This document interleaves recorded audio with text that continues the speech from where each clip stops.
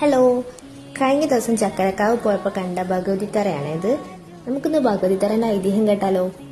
വടക്കൻ കേരളത്തിലെ കാവുകളിലും തറവാടുകളിലും കെട്ടിയാടുന്ന ശക്തിയുടെയും ഐശ്വര്യത്തിന്റെയും പ്രതീകമായ ഒരു ദേവീരൂപമാണ് നമ്മൾ ഈ ഭഗവതിത്തറ.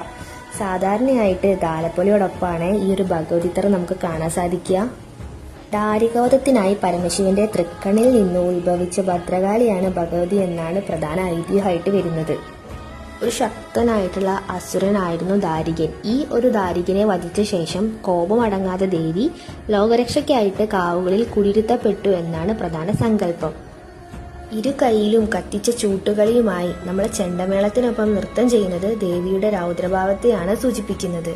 താലപ്പൊലിന്റെ ശേഷം തിറയാട്ടത്തിന്റെ ഭാഗമായിട്ട് ഗുരുതി തർപ്പണം നടത്തുന്നുണ്ട്. അത് ദാരികാവധത്തിന് ശേഷമുള്ള ദേവിയുടെ സംതൃപ്തിനെയാണ് കാണിക്കുന്നത്. എന്നെ പോലെ നിങ്ങൾക്കും ഭഗവതിത്തറ ഇഷ്ടമാണെങ്കിൽ പറയാൻ മറക്കരുത്. അപ്പൊ മറ്റൊരു വീഡിയോ ആയിട്ട് പിന്നെ കാണാം. അതുവരെ ബൈ.